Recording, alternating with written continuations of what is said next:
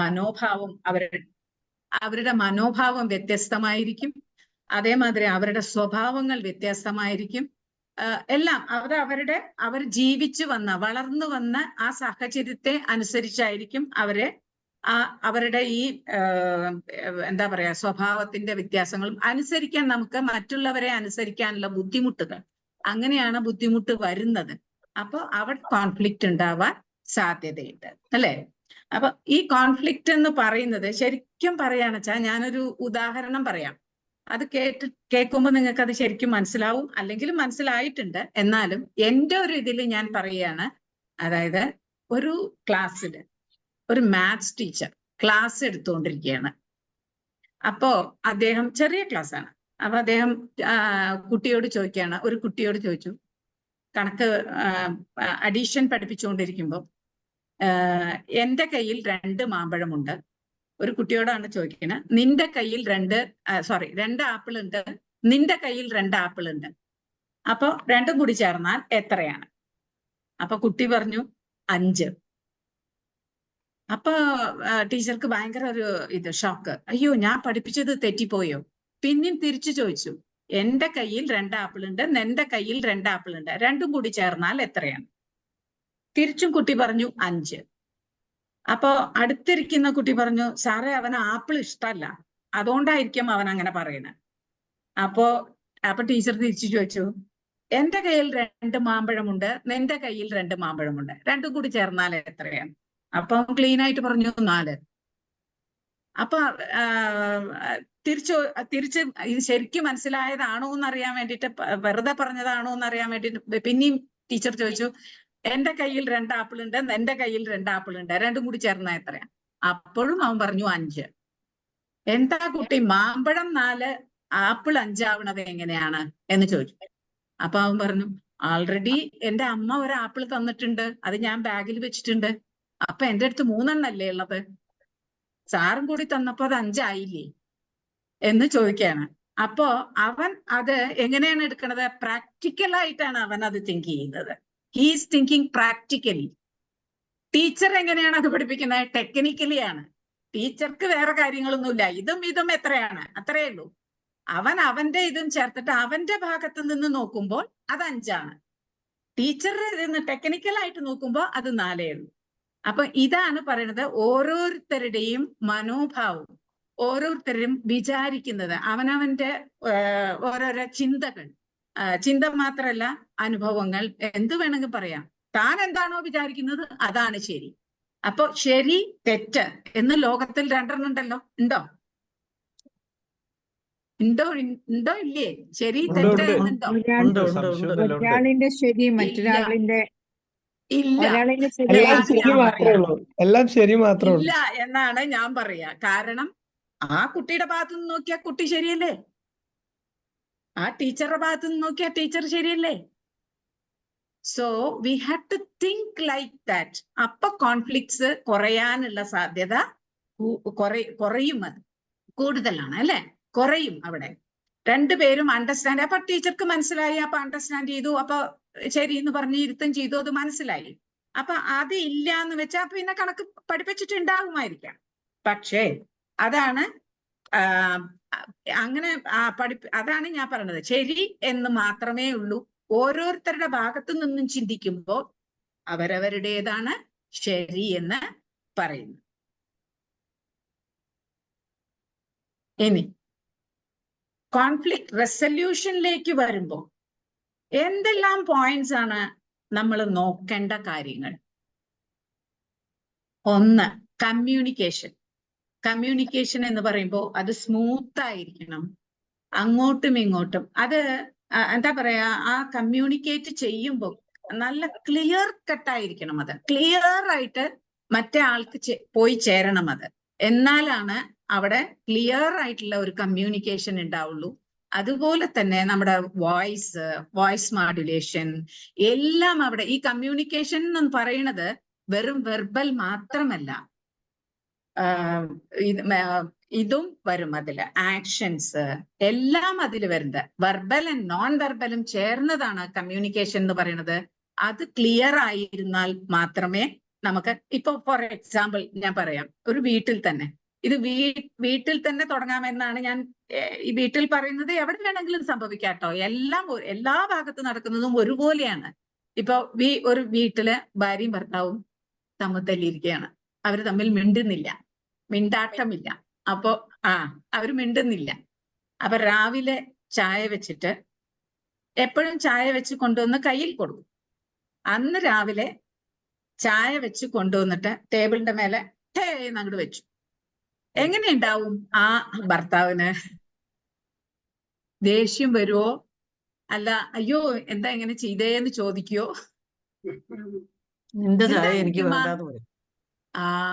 അങ്ങനെ പറയുന്നവരുണ്ട്. അതാണ് പറയണത്. അപ്പോ അവിടെ നമ്മൾ ഇത് കുറയ്ക്കാൻ വേണമെങ്കിൽ നമ്മുടെ കമ്മ്യൂണിക്കേഷൻ ഉപയോഗിക്കാം. ഒരു സ്നേഹത്തോടെ ദാട്ടോ ചായ എന്ന് പറയുമ്പോ അവിടെ ഒരു ഇത് ഒന്നും വിട്ടുപോകില്ലേ? ആ ചിന്ത, എന്ത് തന്നെ കോൺഫ്ലിക്റ്റ് ഉണ്ടായാലും അതൊന്നൊന്ന് വിട്ടുപോവാൻ നിറയെ സാധ്യതകളുണ്ട് അല്ലേ?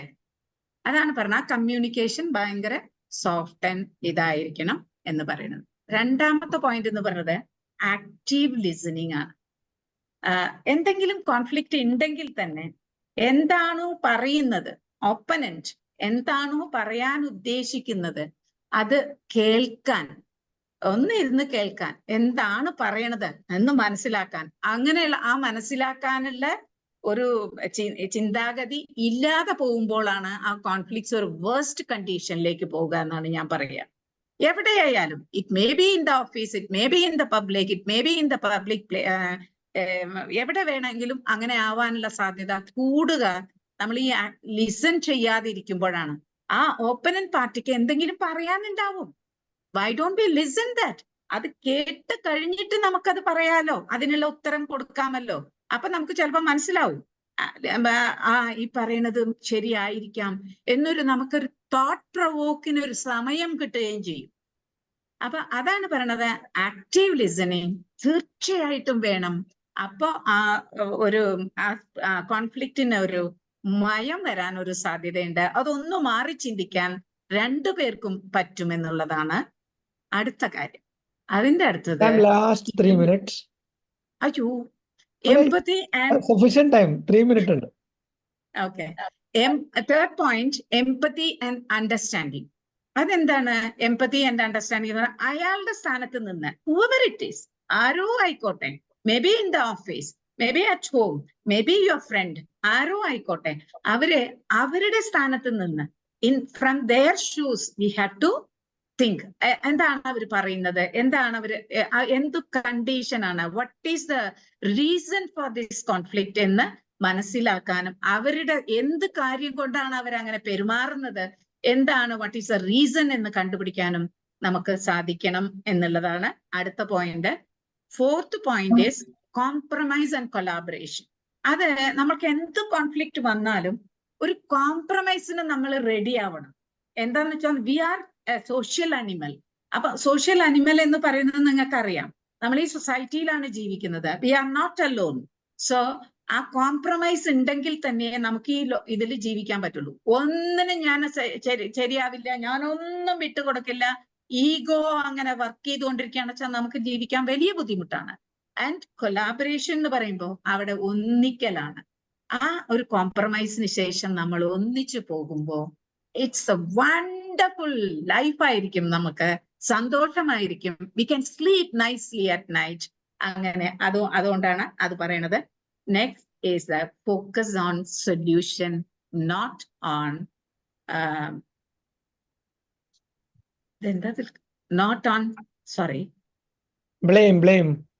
blame. Yes. Focus on solution, not on blame.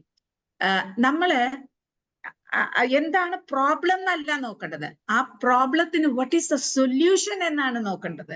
അവിടെ നമ്മള് നീയാ ഞാനാന്ന് പറഞ്ഞ് നിന്നിട്ടുണ്ടെങ്കിൽ ഒരു ഈ പ്രോബ്ലം സോൾവ് ആവാൻ പോണില്ല. അതേമാതിരി നീ അങ്ങനെ ചെയ്തില്ലേ, നമ്മളിപ്പോ വീട്ടിൽ തന്നെ എടുത്തിട്ടുണ്ടെങ്കിൽ ഒരു കോൺഫ്ലിക്റ്റ് വന്നിട്ടുണ്ടെങ്കിൽ നിങ്ങൾ കണ്ടിട്ടുണ്ടാവാം, may be you have an experience, ഒന്നും ഉണ്ടാവില്ല, ഇതെന്താ ഇങ്ങനെയെന്ന് ചോദിക്കുമ്പോഴത്തേക്കും പറയും, നീ അന്ന് അങ്ങനെ ചെയ്തില്ലേ, അതുകൊണ്ടാണ് ഇതിങ്ങനെ. അപ്പൊ നീ അന്ന് അങ്ങനെ ചെയ്തില്ലേ, നീ ആ ലൈറ്റ് ഇട്ട് പോയില്ലേ, നീ ആ വാട്ടർ പൈപ്പ് തിരിച്ചു പോയില്ലേ, വെള്ളം പോയില്ലേ, ടാങ്ക് മുഴുവൻ കാലിയായില്ലേ എന്നോ നടന്ന കാര്യം നമ്മൾ ഇങ്ങോട്ട് കൊണ്ടുവന്നിടുമ്പോ that conflicts will go to worst എന്നാണ് എനിക്ക് പറയാനുള്ളത്. അതുകൊണ്ട് അപ്പ എന്താണോ നടന്നത്, അപ്പ എന്താണോ സംഭവിച്ചത്, what is the conflict and what is the reason for the problem, what is the reason for the conflict, അപ്പോഴത്തെ ഹിയർ ആൻഡ് നൗവിൽ നിന്ന് നമ്മൾ അത് തിങ്ക് ചെയ്തിട്ട് അതിനെ കൊണ്ടുവരികയാണ്. അതിനെ നമ്മള് ബ്ലെയിം ചെയ്യാതെ ഒരു സൊല്യൂഷനിലേക്ക് കൊണ്ടുവരികയാണ് ചെയ്യേണ്ടത്. അതിന് ഇപ്പൊ ഞാൻ ചോദിക്കട്ടെ നിങ്ങളോട്, ഒരു കാളവണ്ടി കണ്ടിട്ടുണ്ടോ നിങ്ങള്?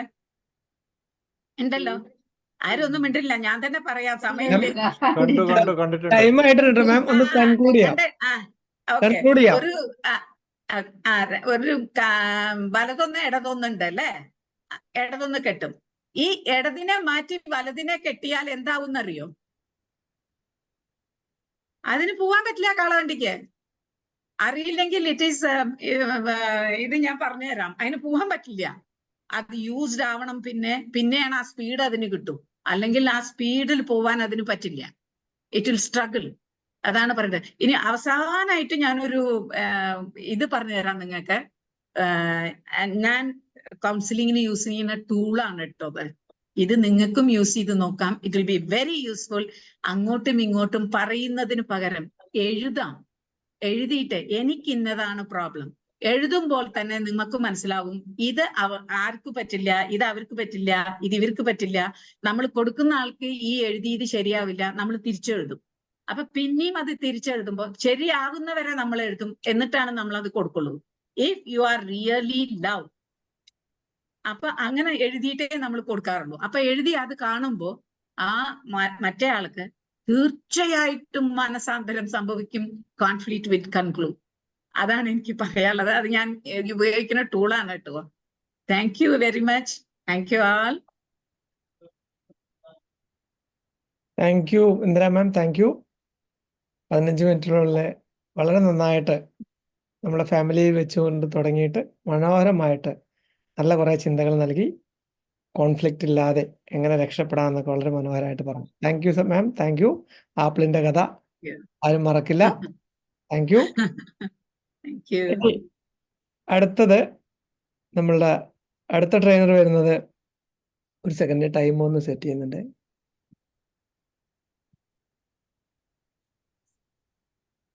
ഒരുപാട് സന്തോഷം. അപ്പൊ നമ്മുടെ രണ്ടാമത്തെ ട്രെയിനറെ സ്വാഗതം ചെയ്യാം. മാം വരുന്നത് കോട്ടയം സ്വദേശിയാണ്. കോട്ടയം എന്ന് പറയുമ്പോൾ തന്നെ ആ സന്തോഷം നമ്മൾ തുടക്കത്തിൽ കണ്ടു, ആ എക്സൈറ്റ്മെന്റ് നമ്മൾ കണ്ടു. BSNL ചീഫ് അക്കൗണ്ട്സ് ഓഫീസറായിട്ട് റിട്ടയർമെന്റ് എടുത്തു.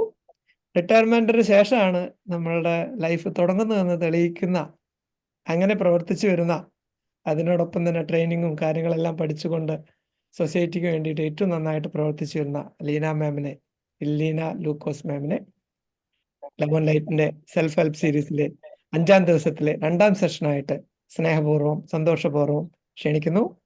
Over to you ma'am. Thank you sir. എല്ലാവർക്കും, ഇന്ന് എന്നെ ഇവിടെ കേൾക്കാൻ വന്നിരിക്കുന്ന എല്ലാവർക്കും നല്ല ഒരു സായാഹ്നം ആശംസിക്കുന്നു. എല്ലാവർക്കും എൻ്റെ സ്നേഹവന്ദനം. ഇന്ന് നമ്മൾ നേരിടുന്ന ഏറ്റവും വലിയ പ്രോബ്ലം എന്താണ് ഒന്ന് പറയാമോ? ഇന്നത്തെ തലമുറ, ഇന്നത്തെ ചെറുപ്പക്കാര്, ഇന്നത്തെ പ്രായമുള്ളവര്, പിന്നെ ഇന്നത്തെ കുട്ടികൾ പോലും നേരിടുന്ന ഒരു വലിയൊരു പ്രോബ്ലം ഉണ്ട്. എന്താന്ന് പറയാമോ? പ്രശ്നങ്ങളെ അഭിമുഖീകരിക്കാൻ പറ്റുന്നില്ല. സ്ട്രെസ് അല്ലേ?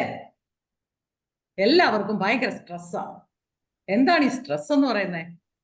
സ്ട്രെസ്സിന് ഒരു ഫോർമുല പറയാം. Pressure divided by resilience. ശരിയാണോ? പ്രഷർ ഡിവൈഡഡ് ബൈ റെസിലിയൻസ് ആണ് സ്ട്രെസ്. അപ്പൊ റെസിലിയൻസ്, അതായത് ഇമോഷണൽ റെസിലിയൻസ് കൂടുതലുണ്ടെങ്കിൽ അവരുടെ സ്ട്രെസ് കുറവായിരിക്കും അല്ലേ? അപ്പൊ ഞാൻ ഇന്ന് എൻ്റെ PPT ഒന്ന് ഷെയർ ചെയ്തോട്ടെ.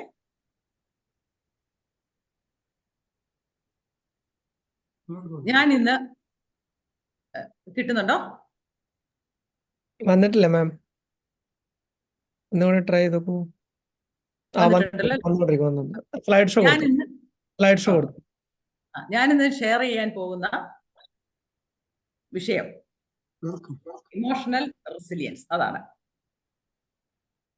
അപ്പോ എന്താണ് ഇമോഷൻസ്? ഇമോഷൻ നമുക്ക് ആദ്യം അത് നമുക്ക് നോക്കാം. ബേസിക് ആയിട്ട് എത്ര ഇമോഷൻസിനെയാണ് ഐഡന്റിഫൈ ചെയ്തിരിക്കുന്നത് പറയാമോ? 6 അല്ലേ? 6 ഇമോഷൻസിനെ ബേസിക് ആയിട്ട് നമ്മൾ ഐഡന്റിഫൈ ചെയ്തിട്ടുണ്ട്. First one happiness. പറയാമോ ഓരോന്ന്? Anchor, surprise, disgust, sadness and fear. സത്യത്തില് എന്താണ് വാട്ട് ഫോർ ദീസ് ഇമോഷൻസ്? എന്തിനു വേണ്ടിയാണ് ഈ ഇമോഷൻസ്? നിങ്ങളുടെ അഭിപ്രായം എന്താ? എന്തിനു വേണ്ടിയാണ് ഇമോഷൻസ്? നമ്മുടെ ഉള്ളിലുള്ള ഇത് പ്രകടിപ്പിക്കാൻ വേണ്ടിയിട്ട്.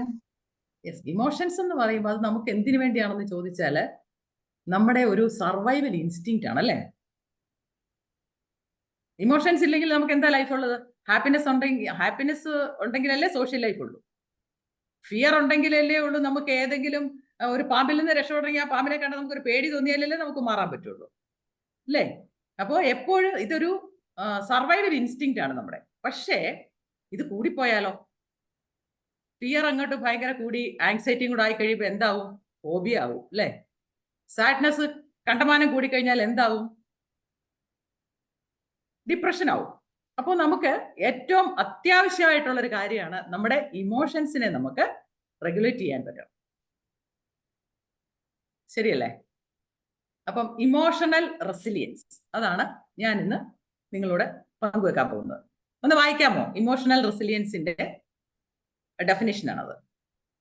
Emotional resilience is the ability to respond stressful or unexpected situations and crisis effectively. ഈ ഒരു വീഡിയോ ഒന്ന് ശ്രദ്ധിക്കാമോ?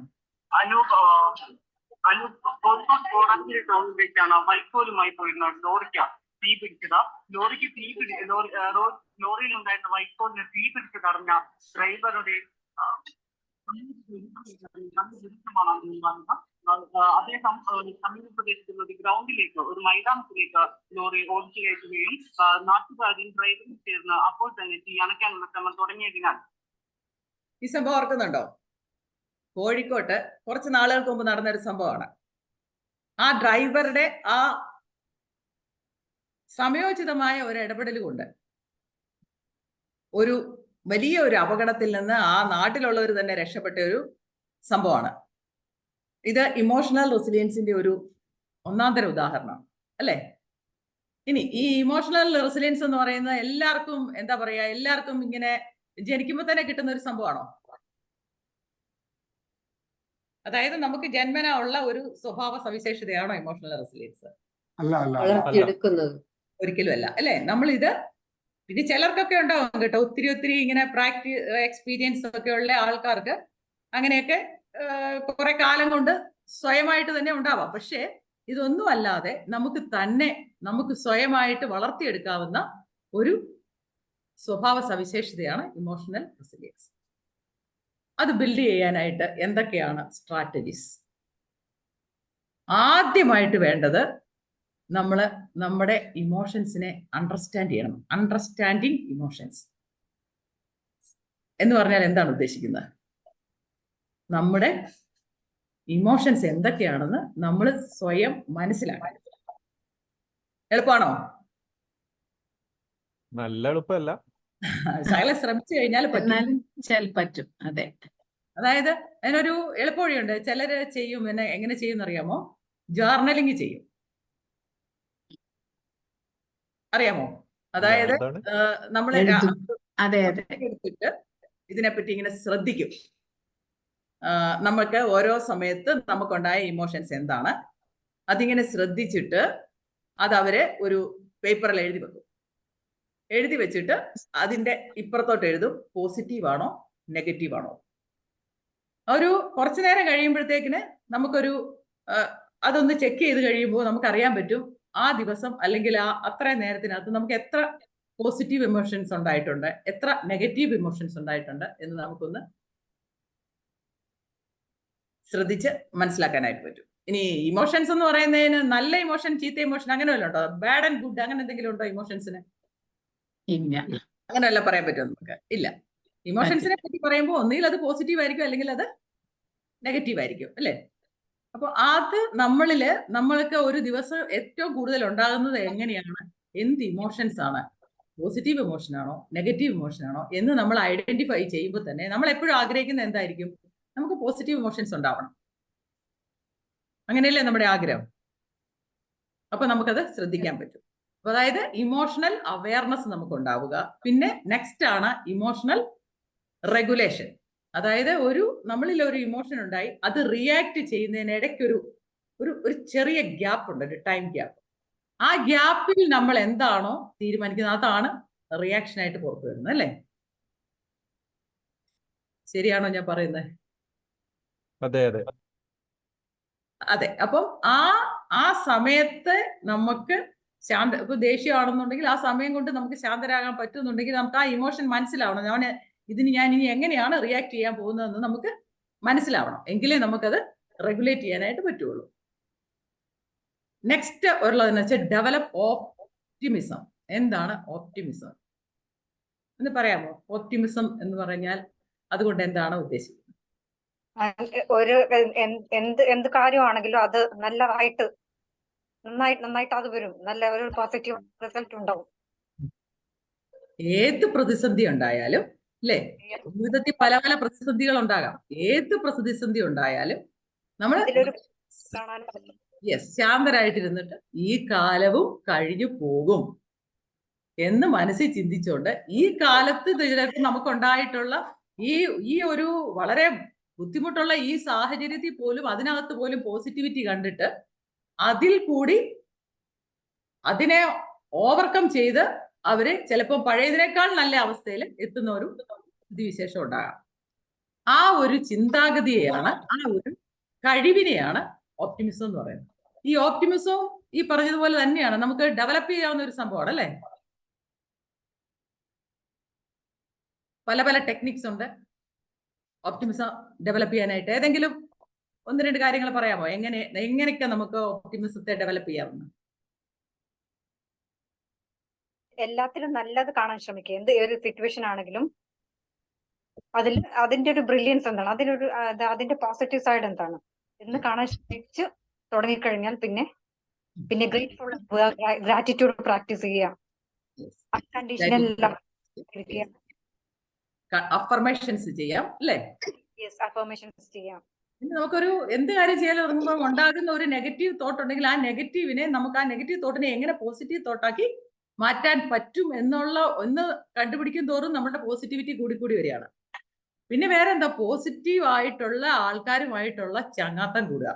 അതായത് നെഗറ്റീവ് ഉള്ള ഒരാളാണെന്ന് തോന്നിക്കഴിഞ്ഞാൽ നമ്മൾ പതുക്കെ അങ്ങ് മാറുക, ഒരു ഡിസ്റ്റൻസ് കീപ്പ് ചെയ്യുക. എപ്പോഴും നമുക്ക് ചുറ്റുമുള്ളത് എല്ലാം പോസിറ്റീവ് ആയിരുന്നെങ്കിൽ നമ്മളും പോസിറ്റീവ് ആയിരിക്കും. പിന്നെ അടുത്ത പോയിന്റ് ആണ് എമ്പതി. അതായത് നമുക്ക് ഒരു റെസിലിയൻസ് ഉണ്ടാവണം എന്നുണ്ടെങ്കിൽ, ഇമോഷണൽ റെസിലിയൻസ് ഉണ്ടാവണം എന്നുണ്ടെങ്കിൽ നമ്മുടെ ഇമോഷനെ മനസ്സിലാക്കിയാൽ മാത്രം പോരാ, നമ്മുടെ മുമ്പിൽ നിൽക്കുന്ന ആളിന്റെ ഇമോഷൻസിനെ നമുക്ക് മനസ്സിലാക്കാൻ പറ്റും. ശരിയല്ലേ? എങ്കിൽ മാത്രമേ നമുക്ക് അതനുസരിച്ച് അവരോട് പെരുമാറാനായിട്ട് പറ്റുള്ളൂ. അതനുസരിച്ച് അവരോട് പെരുമാറിയെങ്കിൽ മാത്രമേ നമുക്ക് നമ്മുടെ സമചിത്തത മുന്നോട്ട് കൊണ്ടുപോകാനായിട്ട് പറ്റുള്ളൂ. അതെങ്ങനെ നമുക്ക് മനസ്സിലാക്കാൻ പറ്റും പറയാമോ? നമ്മുടെ മുന്നിൽ നിൽക്കുന്ന ആളിന്റെ ആ മാനസികാവസ്ഥ അല്ലെ ആ ആളിന്റെ ഇമോഷൻസിനെ മനസ്സിലാക്കാനായിട്ട് എന്താ ഒരു വഴി? അവരെ കേൾക്കാൻ തയ്യാറാവുക എന്നുള്ളതാണ്. യെസ്, നമ്മൾ അവരെ ഒബ്സർവ് ചെയ്യുക, അവരോട് ചോദ്യങ്ങൾ ചോദിക്കുക. പിന്നെന്താ, അവർക്ക് തോന്നണം നമ്മൾ അവരോടൊപ്പം ആണ്, അല്ലെ? അവരെ നമ്മൾ മനസ്സിലാക്കുന്നു എന്ന് അവർക്കൂടെ തോന്നത്തക്ക വിധത്തിൽ നമുക്ക് സംസാരിക്കാൻ പറ്റില്ല. അല്ലെങ്കിൽ അവരെ നമ്മൾ മനസ്സിലാക്കിയാൽ മതി, അവരുടെ എന്താണ്, ഏത് പോയിന്റ് ഓഫ് വ്യൂവിലാണ് അവർ നിൽക്കുന്നതെന്ന് മനസ്സിലാക്കിയാൽ മതി. നമുക്ക് അതനുസരിച്ച് നമ്മളുടെ ഇമോഷൻസിനെ നമുക്ക് റെഗുലേറ്റ് ചെയ്യാനായിട്ട് സാധിക്കും. പിന്നെ എന്താണ് അടുത്തത് എന്നാന്ന് വെച്ച് കഴിഞ്ഞാൽ, നമുക്ക് നല്ല ഒരു ഫ്രണ്ട് സർക്കിളോ അല്ലെങ്കിൽ നമ്മുടെ എപ്പോഴും നമ്മുടെ സ്ട്രോങ് റിലേഷൻഷിപ്സ് നമ്മൾ മെയിൻറ്റെയിൻ ചെയ്യണം. നമുക്ക് ഏറ്റവും അടുത്ത് നിൽക്കുന്ന സർക്കിൾ ഏതാണ്? നമ്മുടെ ഫാമിലി. നമ്മുടെ family. Family. Next circle neighbours. Friends. Friends. അതിൻ്റെ അടുത്തതാണ് കമ്മ്യൂണിറ്റി, അല്ലേ? ഈ 3 മേഖലകളിലും നമുക്ക് നല്ല റിലേഷൻഷിപ്പ് ഉണ്ടെങ്കിൽ, അല്ലെങ്കിൽ എന്ത് വന്നാലും ഞാൻ നിങ്ങളുടെ കൂടെ ഉണ്ട് എന്ന് നമുക്ക് ബോധ്യമുള്ള കുറച്ച് ആൾക്കാർ നമുക്ക് ചുറ്റും ഉണ്ടെങ്കിൽ തീർച്ചയായിട്ടും ഏത് കഷ്ടപ്പാടിലും ഏത് ദുഃഖത്തിലും നമുക്ക് സമചിത്തതയോടെ പെരുമാറാനായിട്ട് സാധിക്കും.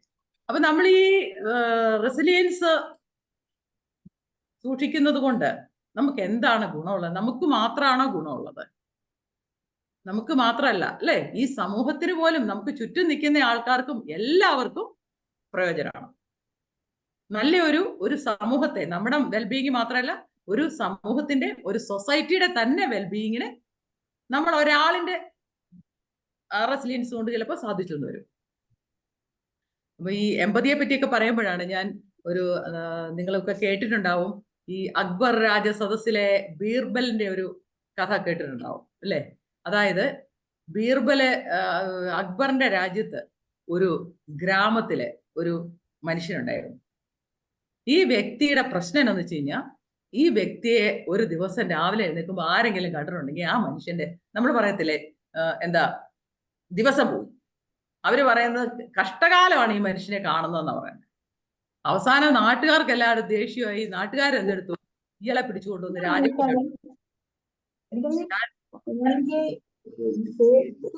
രാജാവിന്റെ അടുത്ത് കൊണ്ടുവന്നിട്ട് രാജാവിനോട് പറഞ്ഞു, രാജാവേ, ഈ മനുഷ്യനെ ഞങ്ങളിൽ നിന്നൊന്ന് മാറ്റിത്തരണം. ഇയാളെ എന്തെങ്കിലും ചെയ്തു, ഞങ്ങൾക്ക് ഇയാളെ വേണ്ട, ഇയാള് ഞങ്ങളുടെ ഗ്രാമത്തിന് വേണ്ട. രാജാവ് പറഞ്ഞു, ശരി, നിങ്ങൾ ഈ പറയുന്നതൊക്കെ ശരിയാണോ എന്ന് ഞാനൊന്ന് പരീക്ഷിക്കട്ടെ. ശരി, രാജാവ് പരീക്ഷിച്ചോളൂ. പരീക്ഷിച്ചിട്ട് ഈ മനുഷ്യനെ രാജാവ് ഞങ്ങളുടെ അടുത്തുനിന്ന് മാറ്റി തരണമെന്ന് പറഞ്ഞു. രാജാവ് ആ മനുഷ്യനെ, അക്ബർ രാജാവ് ആ മനുഷ്യനെ അന്ന് കൊട്ടാരത്തിൽ താമസിപ്പിച്ചു. പിറ്റേ ദിവസം രാവിലെ രാജാവ് പറയാണ്, നീ ഇന്നിവിടെ കിടന്നുറങ്ങിക്കോ, നിന്നെ ഞാൻ രാവിലെ ഞാനൊന്ന് കാണട്ടെ, എന്നിട്ട് നമുക്ക് തീരുമാനിക്കാം. ഇതുപോലെ തന്നെ പിറ്റേ ദിവസം രാവിലെ രാജാവ് ആദ്യമേ ചെല്ലുകയാണ്. ഇദ്ദേഹത്തെ കണി കാണാൻ ചെന്നു. ഇദ്ദേഹത്തെ കണ്ടു. സത്യം പറഞ്ഞാല് രാജാവിന് അന്നത്തെ ദിവസം ഭയങ്കര കഷ്ടത. അതായത് രാജാവിനെ അന്ന് മുഴുവൻ പ്രശ്നങ്ങള്, രാജസദസ്സിലെ രാജാവിനെ കാണാൻ ആൾക്കാരുടെ തിരക്ക്, മുഴുവൻ പ്രശ്നങ്ങള്, ഇതെല്ലാം വന്നു കഴിഞ്ഞപ്പോഴത്തേക്കിന് രാജാവിന് മഹാദേഷ്യമായി. രാജാവ് പറഞ്ഞു, ഇത് ശരിയല്ല, ഇവരെല്ലാം പറയുന്നത് സത്യമാണ്. ഇവനെ ഇന്നത്തെ ദിവസം പോയി എനിക്കൊന്ന് വെള്ളം കുടിക്കാൻ പോലും എനിക്ക് സമയം കിട്ടിയിട്ടില്ല. അതുകൊണ്ട് ഇവനെ അടിച്ചിട്ട് ഇവനെ തല വെട്ടിക്കളഞ്ഞേക്ക, ഈ രാജ്യം തന്നെ രക്ഷപ്പെടട്ടെ എന്നാണ് രാജാവ് പറയുന്നത്. ആ സമയത്ത് ഇവനെ തൂക്കിയിട്ട് അടിക്കുന്ന സമയത്താണ് ബീർബൽ കയറി വരുന്നത്. ബീർബൽ കയറി വന്നിട്ട് ബീർബൽ ചോദിച്ചു, എന്താണ് രാജാവ് ഇതിങ്ങനെ ചെയ്യരുത്. രാജാവ് പറഞ്ഞു, പിന്നെ ഞാൻ എന്ത് ചെയ്യണം? രാജാവിനോട് ബീർബൽ പറയാണ്, രാജാവേ, ഞാൻ രാജാവിനോടൊരു ചോദ്യം ചോദിച്ചോട്ടെ. രാജാവ് ഇന്ന് ഈ മനുഷ്യനെ കണി കണ്ടത് ആണല്ലോ, അതാണല്ലോ രാജാവിന്റെ ഈ പ്രശ്നങ്ങൾക്ക് മുഴുവൻ കാരണം. പക്ഷേ രാജാവിനെ ഇന്ന് ഇവൻ ആരെയാണ് കണി കണ്ടത്? രാജാവ് പറഞ്ഞു, എന്നെ തന്നെയാണ് കണി കണ്ടത്. അപ്പൊ രാജാവ് ഒന്ന് ആലോചിച്ച് നോക്കൂ. രാജാവ് ഇവനെ കണി കണ്ടതുകൊണ്ട് രാജാവിന്റെ ഇന്നത്തെ ദിവസം പോയി. പക്ഷേ അവൻ രാജാവിനെ കണി കണ്ടതുകൊണ്ട് എന്താണ് രാജാവെ സംഭവിച്ചതെന്ന് ചോദിക്കുമ്പോഴാണ് രാജാവ് അതിനെപ്പറ്റി ചിന്തിക്കുന്നത്. അവന്റെ ജീവൻ തന്നെ പോയില്ലേ മഹാപ്രഭു എന്ന് ചോദിച്ചു കഴിഞ്ഞപ്പോ രാജാവ് പെട്ടെന്ന് ഒരു നിമിഷം ഞെട്ടി. എന്നിട്ട് രാജാവ് പറഞ്ഞു, അവനെ ഇറക്കി വിട്ടേരെ എന്ന് പറഞ്ഞതുപോലെയാണ്. അപ്പൊ അവിടെ ഒരാളിന്റെ ജീവൻ അങ്ങ് രക്ഷപ്പെട്ടു. നമ്മൾ ഒരു സമൂഹത്തിലാണെങ്കിലും നമ്മുടെ ഇന്റർപേഴ്സണൽ റിലേഷൻഷിപ്പിലാണെങ്കിലും ഒരാൾ എങ്ങനെയാണോ ആ ആളിന്റെ അവസ്ഥയിലേക്ക് നമ്മൾ ഇറങ്ങി ചെല്ലുമ്പോഴാണ് നമുക്ക് നമ്മുടെ സമചിത്തതയിൽ നമ്മുടെ ആ ഒരു ഇമോഷണൽ റെസിലിയൻസ് നമുക്ക് കീപ്പ് ചെയ്യാൻ പറ്റും. അപ്പൊ നമുക്കും ഇതുപോലെ എല്ലാവർക്കും നല്ല രീതിയിൽ മറ്റുള്ളവരോട് പെരുമാറാനും എല്ലാം നല്ല രീതിയിൽ സംഭവിക്കാനുമായിട്ട് പ്രാർത്ഥിക്കാം. സമൂഹത്തിൽ നമ്മളിൽ കൊണ്ട് നന്മയുണ്ടാവട്ടെ, നമ്മുടെ മനസ്ഥിതി കൊണ്ട് നന്മയുണ്ടാവട്ടെ. എല്ലാവർക്കും നന്ദി. Thank you so much. Thank you so much ma'am. Thank you ma'am. Leena ma'am, 15 minute കൊണ്ട് നമ്മളെല്ലാവരുടെയും ഹൃദയം കവരാൻ മാമിന് കഴിഞ്ഞു. ഒരുപാട് സന്തോഷം. Thank you very much. ഇപ്പൊ 2 ട്രെയിനിങ് കഴിഞ്ഞു. ഇനി ഒരു ചെറിയ ഇൻഫർമേഷൻ ഇവിടെ വരുന്നുണ്ട്, ഒന്ന് ശ്രദ്ധിക്കാം. ഇത് കാണുന്നുണ്ടോ മാം? ഫോട്ടോ കാണുന്നുണ്ടോ എല്ലാവരും? കാണാം. പോസ്റ്റ് കമ്മ്യൂണിന്റെ സ്റ്റേറ്റ് ട്രെയിനിങ് ഫെല്ലോ എന്ന് പറഞ്ഞിട്ടുള്ള 3 ദിവസത്തെ 17, 18, 19 മെയ്യിൽ കൊടുങ്ങല്ലൂർ വെച്ച് നടക്കുന്ന ഒരു ട്രെയിനിങ് മാമാങ്കത്തിന്റെ ഒരു ഇൻഫർമേഷനാണിത്. ട്രെയിനിങ് മേഖലയിൽ സജീവമായി നിൽക്കുന്ന ആളുകളെ, വളരെ താല്പര്യമുള്ള ആളുകളെ ഒരു പടി ഉയർത്താൻ വേണ്ടിയിട്ട് JCയുടെ ഒക്കെ സോൺ വർക്ക്ഷോപ്പിന് തുല്യമായ രീതിയിൽ, ഏറ്റവും മികച്ച രീതിയിൽ അതിൻ്റെ സയൻസ്, അഡൽട്ട് ലേണിംഗ് പ്രിൻസിപ്പിൾസ്, നിങ്ങൾ ഏറ്റവും നല്ല രീതിയിൽ ഇതിൻ്റെ പുറകിലെ സയൻസ് പഠിച്ചുകൊണ്ട് ട്രെയിനിങ് മുന്നോട്ട് കൊണ്ടുപോകാൻ ആഗ്രഹിക്കുന്ന ആളുകൾക്ക് തീർച്ചയായിട്ടും ചേരാൻ പറ്റുന്ന ഒരു കോഴ്സാണ്. 17, 18, 19 കൊടുങ്ങല്ലൂർ വെച്ച് നടക്കുന്നു. പോസ്റ്റ് കമ്മ്യൂൺ ഇത് കോഴ്സ് ചെയ്ത് കൊടുക്കുന്നത് ഒരു വലിയ സാമ്പത്തിക ലാഭം മുന്നിൽ കണ്ടുകൊണ്ടല്ല, ഏറ്റവും മിതമായ നിരക്കിലാണ് അവിടുത്തെ അക്കോമഡേഷൻ, ഫുഡ്, ട്രെയിനിങ് ഫാക്കൽറ്റീസിനുള്ള വരുന്ന ചിലവുകളും മറ്റെല്ലാ ചിലവുകളും ഉൾക്കൊള്ളിച്ചുകൊണ്ട് ഏറ്റവും മിതമായ നിരക്കിലാണ് ഇത് ചെയ്തു കൊടുക്കുന്നത്. ഇതിൻ്റെ ആദ്യത്തെ ബാച്ചിൽ ഭാഗമാകാൻ എനിക്ക് ഭാഗ്യം കിട്ടിയിട്ടുണ്ട്. 2ാമത്തെ ബാച്ചിൽ എൻ്റെ വൈഫും അതിൽ പങ്കെടുക്കുന്നുണ്ട്. അപ്പോൾ തീർച്ചയായിട്ടും ട്രെയിനിങ്ങിനെ സ്നേഹിക്കുന്നവർക്ക്, അതിൻ്റെ യഥാർത്ഥ സയൻസ് അറിയാൻ താല്പര്യമുള്ളവർക്ക് തീർച്ചയായിട്ടും ഇതിൻ്റെ ആ നമ്പർ അതിൽ എഴുതിയിട്ടുണ്ട്. 2 നമ്പർ ഉണ്ട്. അല്ലെങ്കിൽ എന്നെ ബന്ധപ്പെടാം, അല്ലെങ്കിൽ ഗ്രൂപ്പിൽ ചോദിക്കാം. തീർച്ചയായിട്ടും ബന്ധപ്പെടാം. Thank you very much. അപ്പോൾ 2 ട്രെയിനിങ് ഇവിടെ കംപ്ലീറ്റ് ആയിരിക്കുന്നു. ഇനി 3ാമത് ട്രെയിനിങ് ആയിട്ട് വരുന്നത് വേറൊരു വനിതാ രത്നമാണ്. ജീവിതം ഏറ്റവും നന്നായിട്ട് എക്സ്പീരിയൻസ് ചെയ്യണമെന്ന് ആഗ്രഹിച്ചുകൊണ്ട് ഒരുപാട് കുടുംബത്തിനും കുട്ടികളൊക്കെ ഒരുപാട് സ്നേഹിക്കും, അവർക്ക് വേണ്ടിയിട്ട് ഒരുപാട് സാക്രിഫൈസ് ഒക്കെ ചെയ്യുന്ന ഒരു വ്യക്തിയാണ്. MTech ബിരുദധാരിയാണ്. ജോലി ചെയ്യുന്ന സമയത്ത് കുടുംബത്തിനും കുട്ടികൾക്കും ഒപ്പം ഭർത്താവിനുമൊപ്പം താമസിക്കണം എന്നുള്ള ആഗ്രഹം കൊണ്ട് നോർത്ത് ഇന്ത്യയിലായിരുന്നു. ഏകദേശം 10-13 വർഷം നോർത്ത് ഇന്ത്യക്ക് ശേഷം കേരളത്തിലെത്തി. ഇപ്പോൾ ഒരു ഓൺലൈൻ മാത്സ് ടീച്ചറാണ്. കൂടാതെ NSDC മാസ്റ്റർ ട്രെയിനറാണ്. സുമുഖയാണ്, സുശീലയാണ് ഇന്നത്തെ 3ാമത്തെ നമ്മുടെ ട്രെയിനർ. അപ്പോൾ 3ാമത്തെ ട്രെയിനറായ നമ്മുടെ ദീപ ദിനേശിനെ ഒരുപാട് സ്നേഹത്തോടെ, സന്തോഷത്തോടെ ഈ വേദിയിലേക്ക് ക്ഷണിക്കുന്നു. Over to you ma'am. Thank you Dinesh sir, ഇത്ര നല്ല ഒരു വണ്ടർഫുൾ ഇൻട്രൊഡക്ഷൻ തന്നതിന്. എന്നെ ഓഡിബിൾ അല്ലേ? ക്ലിയർ അല്ലേ വോയിസ് ഒക്കെ? അതെ, all the best. Okay, thank U. അപ്പൊ എല്ലാവർക്കും ഗുഡ് ഈവനിങ്. സുഖല്ലേ എല്ലാവർക്കും?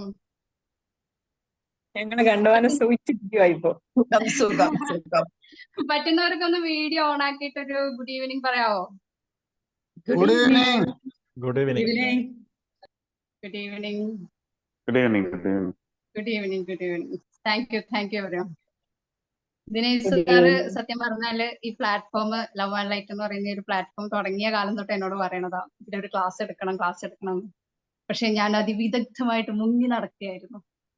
പക്ഷെ ഈ ഒരു സെൽഫ് ഹെൽപ്പ് സീരീസ് എന്ന് പറയുന്ന ഈ ഒരു സീരീസ് ദിനേശ് സാറ് പ്ലാൻ ചെയ്ത സമയത്ത് തന്നെ എന്റെ പേര് അതിലങ്ങ് എഴുതി ചേർത്ത്, ടോപ്പിക്കും എഴുതി ചേർത്ത്, എന്നോട് ചോദിക്കുക പോലും ചെയ്യാതെ എന്നിട്ട് പറഞ്ഞു ഇനി മുങ്ങാൻ പറ്റില്ല കേട്ടോ എന്ന് പറഞ്ഞു. അങ്ങനെ അതിൽ നിന്ന് എനിക്ക് മുങ്ങാൻ പറ്റിയില്ല. എന്തായാലും താങ്ക് യു ദിനേശ് സാർ, ഇങ്ങനെ ഒരു ഓപ്പർച്യൂണിറ്റി എനിക്ക് കിട്ടിയതിൽ thank you so much. So ഞാൻ നിങ്ങളോട് ഒരു കാര്യം ചോദിക്കട്ടെ. ശരിക്കും നിങ്ങളുടെ ഫാമിലിയിൽ അല്ലാതെ പുറത്ത് കുറെ വർഷങ്ങളായിട്ട് ഏതെങ്കിലും ഒരു നിങ്ങൾക്ക് അടുപ്പുള്ളൊരു വ്യക്തി, ഒരുപാട് അടുപ്പുള്ളൊരു വ്യക്തിനെ 1 മിനിറ്റ് അല്ലെങ്കിൽ 1 സെക്കൻഡ് ഒന്ന് മനസ്സിൽ കണ്ണടച്ചിട്ടൊന്ന് വിചാരിക്കാവോ?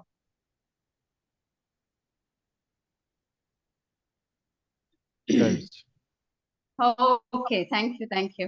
ഇന്ദിരാ മാമൊക്കെ അങ്ങ് മുഴുകിപ്പോയി ആ ഒരു വ്യക്തിനെ പറ്റി ആലോചിച്ചപ്പോഴത്തേക്ക്, അല്ലേ? Thank U.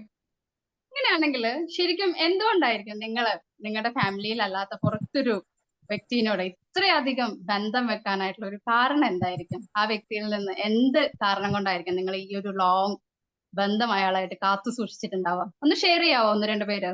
Good idea. Good idea. Consideration എന്നെയും പരിഗണിക്കും, ഞാൻ അങ്ങോട്ടും പരിഗണിക്കും. എന്നെയും Yes. പരിഗണിക്കും, ഞാൻ അങ്ങോട്ടും എന്ത് പരിഗണിക്കും. എന്ത് Then ഇനി പറയാൻ ആർക്കെങ്കിലും ഏത് എന്ത് സിറ്റുവേഷനിലും ഹെൽപ്പ് ചെയ്യാനുള്ള മനസ്സ്. ഹെൽപ്പ് ചെയ്യാനുള്ള ഒരു മനസ്സ്. Okay, then care and protection. Care Yes. And protection. Yes yes Makes me feel good about myself. Yes. എനിക്ക് എന്നെ പറ്റിയിട്ട് ഒരു ഗുഡ് ഫീലിംഗ് തരുന്നത് കാരണമാണ്. Yes, wonderful answer. Thank you so much. ശരിക്കും ഏതൊരു റിലേഷൻഷിപ്പും നമ്മൾ ഒരുപാട് കാലം കൊണ്ടുപോകുന്നുണ്ടെങ്കിൽ, അല്ലെങ്കിൽ അതിൽ നിന്ന് നമുക്ക് കിട്ടുന്ന കുറെ കാര്യങ്ങളുണ്ട്. അതുകൊണ്ട് തന്നെയാണ് ആ ബന്ധങ്ങൾ നമ്മൾ വളരെ ശക്തമായിട്ട് മുന്നോട്ട് കൊണ്ടുപോകുന്നത്, അല്ലെ? തീർച്ചയായും. തീർച്ചയായിട്ടും. Thank you sir. ശരിക്കും ജീവിതത്തിൽ നമ്മൾക്ക് ഒരുപാട് കാലം നിലനിൽക്കുന്ന ഈ ഒരു ബന്ധങ്ങൾ തരുന്ന ശക്തി, അല്ലെങ്കിൽ ആ ഒരു സന്തോഷം എന്ന് പറയുന്നത് വളരെ വലുതാണ്. നമ്മൾ ഇന്ന് ജീവിക്കുന്ന ഈ ഒരു നൂറ്റാണ്ടെന്ന് പറയുന്നത് ലോകത്തുള്ള എവിടെയായിട്ടും നമുക്ക് കണക്ട് ചെയ്യാൻ പറ്റും, ബന്ധപ്പെടാൻ പറ്റും. അങ്ങനെയുള്ള ഒരു കാലഘട്ടത്താണ് നമ്മൾ ജീവിക്കുന്നത്. പക്ഷെ ഇന്ന് നമ്മൾ എത്ര പേരോട് ഇന്റേണലി കണക്റ്റഡ് ആണെന്ന് ചോദിച്ചു കഴിഞ്ഞാൽ, അല്ലെങ്കിൽ അവരോടൊരു ആത്മബന്ധം നമുക്ക് ഉണ്ട് എന്ന് ചോദിച്ചു കഴിഞ്ഞാൽ എന്തായിരിക്കും അതിനുള്ള ഒരു ഉത്തരം?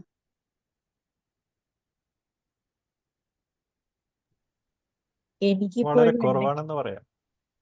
വളരെ കുറവാണ്. ഒരുപാട് സാഹചര്യം നമ്മൾക്കുണ്ട്, പക്ഷെ നമ്മള് വളരെ ക്ലോസ് ആയിട്ടുള്ള കണക്റ്റഡ് ആയിട്ടുള്ള ആൾക്കാരെന്ന് പറയുന്നത് വളരെ കുറവാണ്. കാരണം ഇന്നത്തെ ഒരു സാഹചര്യത്തിൽ നമുക്കൊരു പുതിയ ബന്ധം സൃഷ്ടിക്കുക എന്ന് പറയുന്നത് വളരെ ഈസി ആയിട്ടുള്ള ഒരു കാര്യമാണ്. നമ്മൾ യാത്ര ചെയ്യുമ്പോൾ അല്ലെങ്കിൽ സോഷ്യൽ മീഡിയ വഴി ഒരുപാട് ബന്ധങ്ങൾ നമുക്ക് കിട്ടുന്നുണ്ട്. പക്ഷെ നമ്മളിപ്പോ മുന്നേ പറഞ്ഞ പോലെ ഒരുപാട് കാലം നിലനിൽക്കുന്ന നല്ലൊരു ബന്ധം കിട്ടുന്നത്, അങ്ങനെയുള്ള ഒരു ബന്ധങ്ങൾ എന്ന് പറയുന്നത് വളരെ കുറവാണ്. അതിന്റെ തന്നെ ഒരുപാട് ബുദ്ധിമുട്ടുകൾ നമ്മൾ ഈ ഒരു സാഹചര്യത്തിൽ അല്ലെങ്കിൽ ഇന്നൊരു കാലഘട്ടത്തിൽ ഒരുപാട് പേര് അനുഭവിക്കുന്നുണ്ട്. കാരണം ഏതൊരു മനുഷ്യനും ആത്യന്തികമായിട്ട് ആഗ്രഹിക്കുന്നത് എന്താണ്? ഹാപ്പി ആയിട്ട് ജീവിക്കുക. ഹാപ്പി ആയിട്ട് ജീവിക്കുക തന്നെയാണ്. അതിന് അവനെ സഹായിക്കുന്ന ഏറ്റവും നല്ലൊരു കാര്യങ്ങളിൽ ഒന്നാണ് അവന്റെ ബന്ധങ്ങൾ എന്ന് പറയുന്നത്, ദൃഢമായ ബന്ധങ്ങൾ എന്ന് പറയുന്നത്. ഇത് ശരിക്കും ഹാർവാർഡ് യൂണിവേഴ്സിറ്റിയിൽ 80 വർഷത്തോളം എടുത്ത് നടത്തിയ ഒരു പഠനത്തിൽ പറഞ്ഞൊരു കാര്യമാണ്. The secret to the happiness എന്ന് പറയുന്നത് അവന്റെ സ്ട്രോങ് ആയിട്ടുള്ള പോസിറ്റീവ് ആയിട്ടുള്ള റിലേഷൻഷിപ്പ് തന്നെയാണ് ഒരു വ്യക്തിനെ ഏറ്റവും കൂടുതൽ സന്തോഷവാനായിട്ട് ഇരുത്തുന്നത്, ആരോഗ്യത്തോടു കൂടി ദീർഘായുസോടു കൂടി ഇരുത്തുന്ന ഒന്ന് അവന്റെ ബന്ധങ്ങൾ തന്നെയാണ്. അത് എത്ര എണ്ണമുണ്ടെന്നുള്ളതിലല്ല, എത്ര ക്വാളിറ്റിയിൽ അവൻ മെയിൻറ്റെയിൻ ചെയ്യുന്നു എന്നതിലാണ്. ശരിക്കും ഇന്ന് ഞാൻ നിങ്ങളോട് എന്റെ ജീവിതത്തില് എന്റെ ബന്ധങ്ങളിൽ എനിക്ക് എക്സ്പീരിയൻസ് ചെയ്തിട്ടുള്ള കുറച്ച് കാര്യങ്ങൾ നിങ്ങളോട് ഷെയർ ചെയ്യാനാണ് ഞാൻ ശരിക്കും ആഗ്രഹിക്കുന്നത്. ഇവിടെ നമ്മുടെ ഇന്ദിര മാം ആദ്യം ഒരു സ്റ്റോറി പറഞ്ഞിരുന്നു, ഒരു പ്രൈമറി ടീച്ചറുടെ. ആർക്കെങ്കിലും ഓർമ്മയുണ്ടോ അത്? കണക്ക് കൂട്ടാൻ പഠിപ്പിച്ചത് ആപ്പിളിന്റെ കാര്യമല്ലേ? ആപ്പിളിന്റെ കഥ എന്താണ്? അതെ, എന്താണ് ആ കഥ? എന്തായിരുന്നു? ആർക്കെങ്കിലും ഒന്ന് ഷെയർ ചെയ്യാവോ? എത്ര ആപ്പിൾ ഉണ്ടെന്ന് കുട്ടിയോട് ചോദിക്കുന്നു. കുട്ടി 5, രണ്ടും കൂടി കൂട്ടിയാൽ 5 എന്ന് പറയുന്നു. അതേസമയം കുട്ടിയുടെ കയ്യിലുള്ള ഒരു ആപ്പിളും കൂടി കൂട്ടിയിട്ട് പ്രാക്ടിക്കലി ആണ് പറഞ്ഞത്. ടീച്ചർ ചോദിച്ചത് ടെക്നിക്കലായിരുന്നു ടീച്ചർ. ശരിക്കും എന്താണ് അവിടെ സംഭവിച്ചത്? ശരിക്കും ടീച്ചർ കുട്ടിയുടെ ആ ഒരു ആംഗിള് മനസ്സിലാക്കിയില്ല, അല്ലെ? അതെ. നമ്മൾക്കും പലപ്പോഴും നമ്മുടെ ബന്ധങ്ങളിൽ ഒരു പാളിച്ച പറ്റുന്നത് ഈ ഒരു സംഭവത്തിൽ തന്നെയാണ്. അതായത് നമ്മുടെ കൂടെയുള്ള ആൾക്കാരുടെ, അവർക്ക് അവരുടേതായ ജനിച്ചു വളർന്നതും അവർ വന്ന സാഹചര്യങ്ങളുമായിട്ട് ഒരുപാട് അവരുടെ പോയിന്റ് ഓഫ് വ്യൂ ഉണ്ടാവും, അവർ ചിന്തിക്കുന്ന രീതി ഉണ്ടാവും.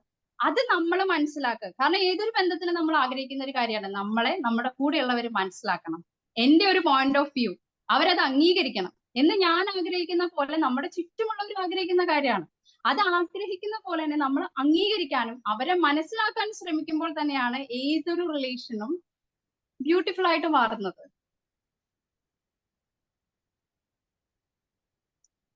അപ്പോ നമുക്കൊരു റിലേഷൻഷിപ്പിനെ വളരെ ബ്യൂട്ടിഫുൾ ആക്കിയിട്ട് മാറ്റാൻ പറ്റുന്ന ഏറ്റവും നല്ലൊരു കാര്യമാണ് എന്തെന്ന് പറയുന്നത് അണ്ടർസ്റ്റാൻഡിങ് അതേഴ്സ് പെർസ്പെക്റ്റീവ്. അവരുടെ വശം കൂടി നമ്മൾ മനസ്സിലാക്കാൻ ശ്രമിക്കുക. അവരുടെ രീതികൾ എന്താണ് അത് മനസ്സിലാക്കാൻ ശ്രമിക്കുക. അവരെങ്ങനെയാണോ ആ രീതിയിൽ അവരെ അക്സെപ്റ്റ് ചെയ്യാൻ കഴിയുക. അവിടെയാണ് ഏറ്റവും ബ്യൂട്ടിഫുൾ ആയിട്ടുള്ള ഒരു റിലേഷൻഷിപ്പ് ഉണ്ടാവുന്നത്. അങ്ങനെയാണെങ്കിൽ സുഹൃത്തുക്കളെ, ഞാൻ ഒരു കാര്യം ചോദിക്കട്ടെ? Yes, thank you. നമ്മള് ഒരു റിലേഷൻഷിപ്പിന് നമുക്ക് കൊടുക്കാൻ പറ്റുന്ന ഏറ്റവും ബെസ്റ്റ് ഗിഫ്റ്റ് എന്ന് പറയുന്നത് എന്തായിരിക്കും? നിരുപാധികം സ്നേഹിക്കുക. നിരുപാധികം സ്നേഹിക്കുക. യെസ്. ദെൻ അവരെ കേൾക്കുക. അവരെ കേൾക്കുക. യെസ്. ഇനി എന്തെങ്കിലും? ടൈം. ടൈം. യെസ്. കാരണം സ്നേഹിക്കണമെങ്കിലും അവരെ കേൾക്കണമെങ്കിലും എന്ത് നമ്മൾ കൊടുക്കണം ഒരു ബന്ധത്തില്? നമ്മളുടെ ഒരു ടൈം അവരുടെ കൂടെ ചെലവഴിക്കാൻ നമ്മളുടേതായ ഏറ്റവും പ്രഷ്യസ് ആയിട്ടുള്ള ടൈം നമ്മൾ ഇൻവെസ്റ്റ് ചെയ്യുമ്പോൾ മാത്രമാണ് നമുക്ക് ഈ പറഞ്ഞ കാര്യങ്ങളൊക്കെ മനസ്സിലാക്കലായാലും അണ്ടർസ്റ്റാൻഡിങ് ആയാലും അവരെ സപ്പോർട്ട് ചെയ്യണേലായാലും അവരെ ലവ് ചെയ്യുന്ന കാര്യത്തിലാണെങ്കിലും കേൾക്കാനാണെങ്കിലും എന്തിനാണെങ്കിലും നമ്മൾ ആ ഒരു റിലേഷൻഷിപ്പിൽ ഒരു ഇത്ര സമയം അല്ലെങ്കിൽ അത് വളർത്തിക്കൊണ്ട് വരാൻ വേണ്ടിയിട്ട് നമ്മൾ ഒരു സമയം കൊടുത്താൽ മാത്രമേ അത് വർക്ക് ചെയ്യുള്ളൂ. ഇത് ശരിക്കും ഞാൻ പറയാൻ കാരണം എന്താന്ന് വെച്ചാൽ കുറച്ചു കാലം മുന്നേ ഞാനൊരു പോളിടെക്നിക്കൽ ക്ലാസ് എടുക്കാൻ പോയിട്ടുണ്ടായിരുന്നു. അതായത് നമ്മൾ പറയുന്ന ഫ്രീക്കന്മാര് അല്ലെ, ഒരു 17, 18, 19 വയസ്സുള്ള പ്രായമുള്ള കുട്ടികൾ അവർക്ക് ക്ലാസ് എടുക്കാൻ പോയപ്പോഴത്തേക്ക് നോ ദ സ്റ്റുഡൻസ് എന്ന് പറഞ്ഞിട്ട് ഒരു സെഗ്മെന്റ് ഉണ്ടായിരുന്നു. അപ്പൊ നമ്മൾ ഓപ്പൺ ആയിട്ട് കുറെ ക്വസ്റ്റ്യൻസും കാര്യങ്ങളൊക്കെ ചോദിച്ചു. അപ്പൊ അതില് ഒരു സെഗ്മെന്റ് എന്ന് പറയുന്നത് നിങ്ങൾക്ക് നിങ്ങളുടെ പാരന്റ്സിനോട് പറയാനുള്ള കാര്യം എന്താണെന്നാണ് ചോദിച്ചിട്ടുണ്ടായിരുന്നത്.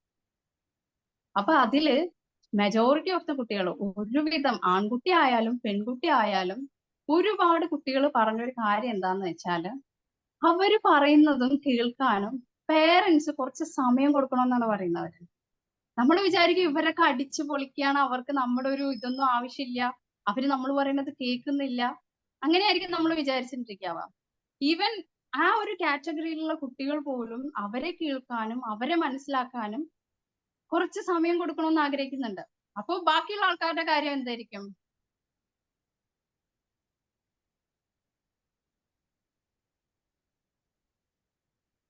അതിലും കൂടുതലായിരിക്കും. ആ ഒരു വൈബ്രന്റ് ആയിട്ടുള്ള പീരീഡിലുള്ള കുട്ടികളെക്കാട്ടിലും കൂടുതൽ ആഗ്രഹിക്കുന്നുണ്ടാവും മറ്റുള്ള കാറ്റഗറിയിലുള്ള ആൾക്കാർ. അപ്പോൾ നമ്മൾക്ക് ഒരു റിലേഷൻഷിപ്പ്, ഏതൊരു റിലേഷൻഷിപ്പും മനോഹരമാക്കാൻ അല്ലെങ്കിൽ നന്നായി വളർത്തിക്കൊണ്ടുവരാൻ നമ്മൾക്ക് കൊടുക്കാൻ പറ്റുന്നത് നമ്മളുടെ ക്വാളിറ്റി ആയിട്ടുള്ള ടൈം ആയിരിക്കും. നമുക്ക് എന്തൊക്കെ കാര്യങ്ങൾ ഈ ഒരു ക്വാളിറ്റി ടൈമിൽ നമുക്ക് ഉൾപ്പെടുത്താൻ പറ്റും? എന്തൊക്കെ കാര്യങ്ങൾ? നിങ്ങളുടെ ഒരുപാട് എക്സ്പീരിയൻസ് ഒക്കെ ഉണ്ടാവുമല്ലോ, അതിൽ നിന്ന് കുറച്ച് കാര്യങ്ങൾ ഷെയർ ചെയ്യാവോ? എന്തൊക്കെയായിരിക്കാം നമുക്ക് ഈ ഒരു ക്വാളിറ്റി ടൈമിൽ എങ്ങനെയൊക്കെ നമുക്ക് ടൈം സ്പെൻഡ് ചെയ്യാൻ പറ്റും? റിലേഷൻഷിപ്പ് ബിൽഡ് ചെയ്യാൻ അവരുടെ വിശേഷങ്ങൾ ചോദിക്കാം, അവരുടെ പ്രശ്നങ്ങൾ അന്വേഷിക്കാം. അതിന് നമുക്ക് എന്തെങ്കിലും സൊല്യൂഷൻ പറഞ്ഞു കൊടുക്കാൻ പറ്റുമെങ്കിൽ അത് പറഞ്ഞു കൊടുക്കാം. പിന്നെ അവർ പറയുന്നത് കേൾക്കാം, ലിസണർ ആവാം. ലിസണർ ആവാം. ശരിക്കും അത് വലിയൊരു കാര്യമാണ് സാർ ഇപ്പൊ പറഞ്ഞത്. കാരണം നമ്മുടെ അവയവം തന്നെ നോക്കിയാൽ നമ്മുടെ ഏത് അവയവം വെച്ചിട്ടാ സംസാരിക്കുന്നത്? ഓക്കെ, അത് എത്ര എണ്ണം ഉണ്ട് നമുക്ക്? ഒന്ന്. കേൾക്കുന്നതോ? 2. അപ്പൊ നമ്മൾ പറയുന്നതിന്റെ ഇരട്ടി നമ്മൾ എന്ത് ചെയ്തിരിക്കണം?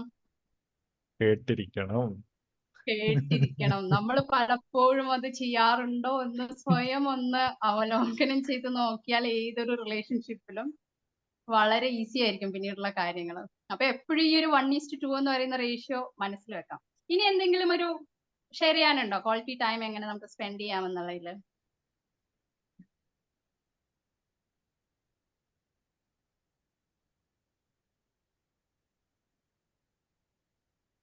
Okay, thank you sir for sharing.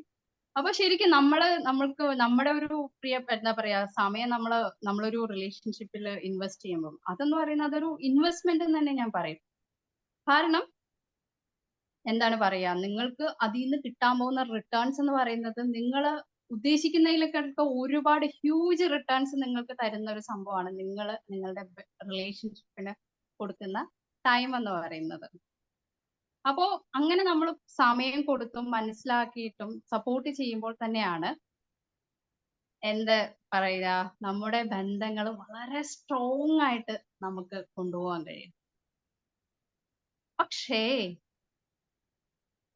ഇങ്ങനെ സ്ട്രോങ് ആയിട്ട് കൊണ്ടുപോകുന്ന റിലേഷൻഷിപ്പിനെയും വിള്ളൽ വരുത്താൻ അല്ലെങ്കിൽ പൊട്ടിച്ചു കളയാൻ പറ്റുന്ന ഒരു സാധനമുണ്ട്.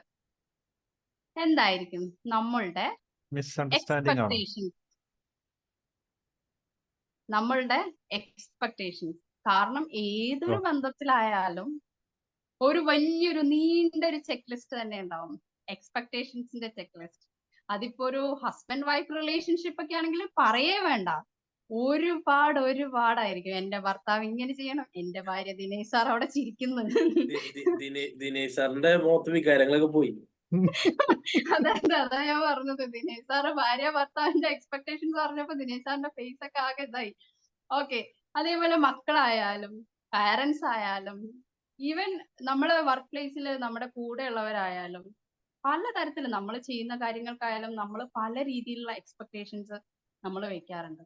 പലപ്പോഴും ഈ റിലേഷൻഷിപ്പിൽ ഒരു ബ്രേക്ക് വരാനുള്ള മെയിൻ കാരണം എന്ന് വെച്ചാൽ ഈ എക്സ്പെക്ടേഷൻസ് മീറ്റ് ചെയ്ത് പോവാണെങ്കിൽ ഇറ്റ്സ് നെവർ മൈൻഡ്. പക്ഷേ ഇത് എപ്പോഴെങ്കിലും ആകുന്നില്ല, എക്സ്പെക്ടേഷൻസ് മീറ്റ് ചെയ്യുന്നില്ല എന്ന് പറയുമ്പോഴായിരിക്കും ശരിക്കും പ്രശ്നമാകുന്നത്. ഇപ്പൊ ഈ അടുത്ത് തന്നെ എൻ്റെ ഒരു ഫ്രണ്ട്സ്, നമ്മള് കുട്ടികളെ ഒരുമിച്ച് സ്കൂളിൽ കൊണ്ടുപോകാൻ പോയതാണ്.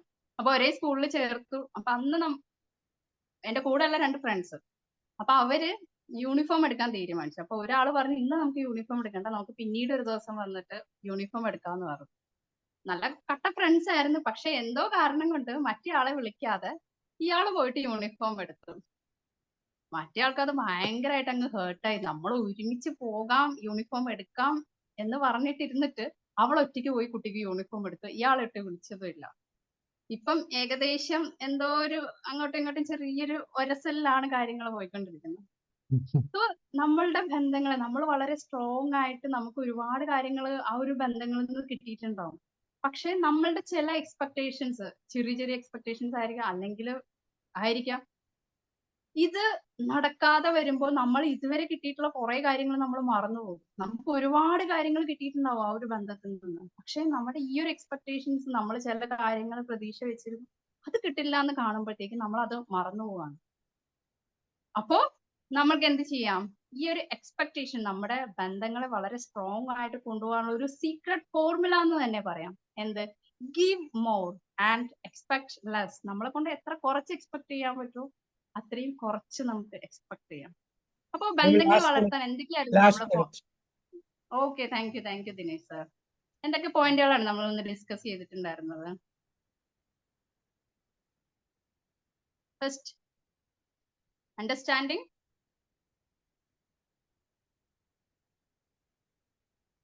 Understanding others perspective. നമ്മൾ മറ്റുള്ളവരുടെ വ്യൂ പോയിന്റും കൂടി കാണാൻ ശ്രമിക്കുക, അവരെ മനസ്സിലാക്കാൻ ശ്രമിക്കുക, അവരെ അക്സെപ്റ്റ് ചെയ്യുക. അതേപോലെ അടുത്തത് ക്വാളിറ്റി ടൈം. അതേപോലെ തന്നെയാണ് നമ്മളുടെ എക്സ്പെക്ടേഷൻസ് കുറിച്ച് നമ്മൾക്ക് ഒരു റിലേഷൻഷിപ്പിൽ എന്തൊക്കെ കൊടുക്കാൻ പറ്റുമോ അത് കൊടുക്കുക. ഇതൊക്കെയാണ് ഏതൊരു റിലേഷൻഷിപ്പും ബ്യൂട്ടിഫുൾ ആയിട്ട് നമുക്ക് കൊണ്ടുപോകാൻ പറ്റുന്നത്. സോ മൈ ഡിയർ ഫ്രണ്ട്സ്, നിങ്ങൾക്കും നിങ്ങളുടെ ജീവിതത്തിൽ ഒരുപാട് നല്ല ബന്ധങ്ങൾ സൃഷ്ടിക്കാനും അതുവഴി ഒരുപാട് സന്തോഷത്തോടും ആരോഗ്യത്തോടും കൂടി ജീവിക്കാനും കഴിയട്ടെ എന്ന് ഞാൻ ആശംസിക്കുന്നു. Thank you everyone. Thank you so much. Thank you Dinesh sir. Over to you. Thank you. Thank you ma'am, thank you. ഒരുപാട് സന്തോഷം. വളരെ മനോഹരമായ ഒരു സെഷൻ. 15